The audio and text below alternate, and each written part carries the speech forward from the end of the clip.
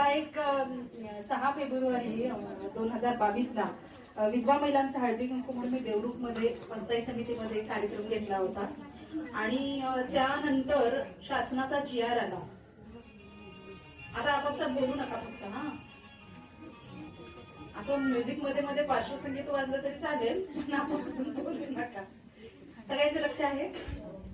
शासनाचा एक GR आला आणि मी फेब्रुवारी मध्ये घेतल्यानंतर मे मध्ये तो GR आलेला आहे शासनाचा आणि सगळ्या ग्रामपंचायतीने तो ठराव करायचा आहे.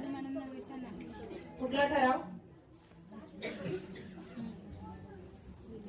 विधवा अनिष्ठ प्रथा बंद करण्याचा ठराव. फक्त ठराव नाही तर प्रत्येकाची मानसिकता होऊन विधवा अनिष्ट प्रथा म्हणजे आता जागतिक महिला दिन आपण साजरा करतोय ना, है ना? म्हणजेच काय, जागतिक महिला दिनाच्या दिवशी काहीतरी महिलांचा प्रश्न सुटला पाहिजे ना. नाहीतर इकडून भाषण छान होतात. आज सगळीकडे महिला दिन म्हटलं की जागतिक पातळीवरती खूप सुंदर सुंदर महिलांचे कार्यक्रम आणि जे काय महिलांचं गुणगान चालू असतं सगळ्या फेसबुक आणि व्हॉट्सअपला सगळे फोटो महिलांचं, काय काय आई आहे, बहीण आहे, काय काय काय चालतं. आदिशक्ती मॅडम छानच सांगितलेलं आहे. सुरुवात पण छान केलेली आहे ना. म्हणजे काय की या दिवशी काहीतरी आपण एकतरी सगळ्यांनी मिळून प्रश्न सोडवला पाहिजे. जागतिक महिला दिन निर्माणच का झाला, कशामुळे हाच दिवस निवडला आणि त्याला जागतिक का म्हटलं माहितीये का? जागतिक का म्हटलं त्याला आणि हाच दिवस का निवडला महिला दिन म्हणून काही माहितीये का? तुमच्या मुलींनी तुम्हाला विचारलं, आई सांग ना जागतिक महिला दिन म्हणजे काय असतं, हाच दिवस का? हा फक्त महिलांचे खूप खूप छान छान गोडवे गाण्यासाठी तिला फार फार म्हणजे आता सांगितलंय ना, बैलाचं उदाहरण मगाशी मॅडमने दिले की बैलाला नटवणं सजवणं बैल पोळ्याच्या दिवशी आणि तिसऱ्या दिवसापासून पुन्हा त्याला शेतामध्ये. तसं आपलं झालंय का? गांभीर्याने विचार करण्याची गरज आहे असं मगाशी ताई म्हणत होत्या. तर आपण आधी पहिला विचार केला पाहिजे, मग हळूहळू गांभीर्याकडे पण गेलं पाहिजे आणि त्या प्रश्नांवर विचार करून नंतर तो सोडवलाही पाहिजे. मग म्हाताऱ्या बायका म्हणतील आता बाय कुठं जायचंय, आता आमची लाकडं निघाली, बरोबर ना, आता काय करायचं आहे कुंकू लावून, है ना? तर ते आपल्या मुलींसाठी करायचं आहे, बरोबर. पुढची पिढी जी आहे, ज्या खस्ता मी आज खाल्ल्या, आता मतदानाला जातो ना मतदानाला जाता की नाही का? त्याला तरी होय म्हणा, नाही तर मला कायच म्हणायचं नाही. आता माझं कशासाठी आम्हाला काय म्हणायचं नाही, याच्याबद्दल काय म्हणायचंच नाही, हे असं अजिबात होय नाही, काहीच नाही असं नाही. मगाशी मला कोण म्हटलं संवाद साधायचा आहे, मॅडम मगाशी बोलले ना तुमच्यासाठी कार्यक्रम आहे, तुम्ही बोलायचं आहे, बरं की नाही, बोलायचंय तुम्ही माझ्याशी. तर आपण आता मतदानाला जातो, बरोबर जातो ना आई? हा सगळ्यांना लक्ष आहे ना, मी बोलते त्याच्याकडे लक्ष आहे ना. मग पूर्वी त्या काळी महिला मतदान करू शकत नव्हती, तिला मतदानाचा अधिकार नव्हता. सगळे मतदान पुरुष करत होते पण महिला मत द्यायला बाहेर जात नव्हती. म्हणून सगळ्या जगातल्या सगळ्या महिलांनी मिळून काय केलं, अधिकार मागितला. आमचा हक्क आहे, आम्हाला सुद्धा मत देण्याचा अधिकार मिळाला पाहिजे. असा एक प्रश्न जिथे बाईला मतच देण्याचा अधिकार नव्हता तो मिळवण्यासाठी जगातल्या महिलांनी एकत्र येऊन आवाज उठवला आणि त्यावेळेला बोलू नका बोलू नका बोलू नका मागे बोलू नका आणि त्यावेळेला आपल्याला तो अधिकार मिळाला. म्हणून तो दिवस जागतिक महिला दिन म्हणून साजरा होतो. ठीक आहे. आता त्याची भरपूर पार्श्वभूमी आहे, रशियातल्या कुठल्या महिला वगैरे ते काय आपण सांगत नाही. मग आज आपला काही प्रश्न आहे का महिलांचा? त्यावेळेला त्या महिलांनी एकत्र येऊन काहीतरी प्रश्न सोडवला. 8 मार्च ह्याच्यामध्ये आपला काहीतरी एक प्रश्न सुटला पाहिजे. आधी आपल्याला प्रश्न आहे का? आपला काही प्रश्न आहे का? काय आहे? सगळं कसं मस्त चाललेलं आहे. कुठला प्रश्न आहे की नाही? प्रश्नच नाही ना, आमचं सगळं व्यवस्थित आहे. ह्या वेळेला होता तो मतदानाचा, असा काय आहे का? तुम्हाला काही अडचण होते का, तुमचं कुठं दुःख आहे का, तुम्हाला काही त्रास होतोय का, हे आधी आपल्याला शोधलं पाहिजे, आहे की नाही. आता विचार कधी केला नसेल तर विचार करायला लागा की आपण अडचणीत आहोत का तर आपल्या पुढच्या पिढीसाठी आपल्याला मार्ग तयार करायचा आहे. तुमच्या मुलींसाठी तुम्हाला करायचं आहे. जे काही आता करायचंय ते कशासाठी करायचंय, मुलींसाठी. बरोबर.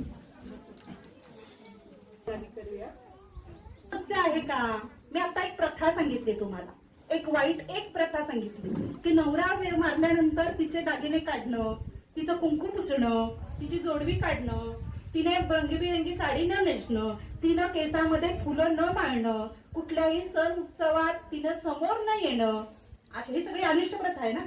तिला दुःख देणारी आहे ना. तिला काही छान वाटत असेल का. ज्या मुलाला लहानाचं मोठं केलं त्या मुलाच्या लग्नामध्ये ती येऊ शकत नाही समोर. तिला कुठल्या तरी खोलीत ती बसलेली असते. बरोबर ना. बरोबर की चूक. रिस्पॉन्स द्यायचा आहे की नाही. मग ही सुद्धा एक वाईट प्रथा आहे, ती दुःख देणारी आहे. महिलांना गैरप्रसंग कोणालाही सांगून येत नाही, म्हणजे ती कुणाला तरी वाईट वाटणार आणि कुणाला तरी दुःख देणारी आहे, म्हणून ती आपण सोडवली पाहिजे. अशा कोणत्या कोणत्या अजून समस्या आहेत. तुम्ही बचत गटात आहे ना. बचत गटात आहात. काय आवाज आहे. बचत गटात आहात. किती वर्ष झाली बचत गट स्थापन होऊन. असे झालेले आहे. बरोबर. एवढ्या वर्षामध्ये कोणी उद्योग सुरू केले. हात वर करा.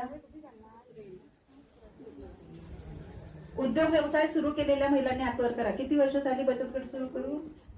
बाहेर कठीण काहीतरी कठीण कशा. मला वाटलं हात उभे राहतील आणि मला उदाहरणं मिळतील. नाही छोटे छोटे असू दे. छोटे छोटे वैयक्तिक आहेत. बरोबर. सांगा ना मला. मग कोण काय करतं. हात वर करा जरा. कोणी काय काय करतं. हा बसूनच सांगितलं तरी चालेल. हा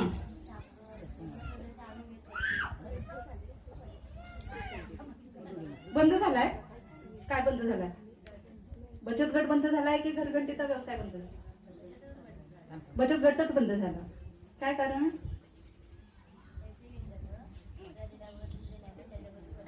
एकीनं पैसे घेतले ते परत दिलेच नाही, त्यामुळे बाकीच्या अडचणी आल्या. त्यामुळे बाकीच्या म्हटल्या नको आम्हाला बचत गटच नको. बर. म्हणजे तुमची घरगंटी चालू आहे. कधीपासून घरगंटीचा व्यवसाय आहे. हा काय म्हणताय.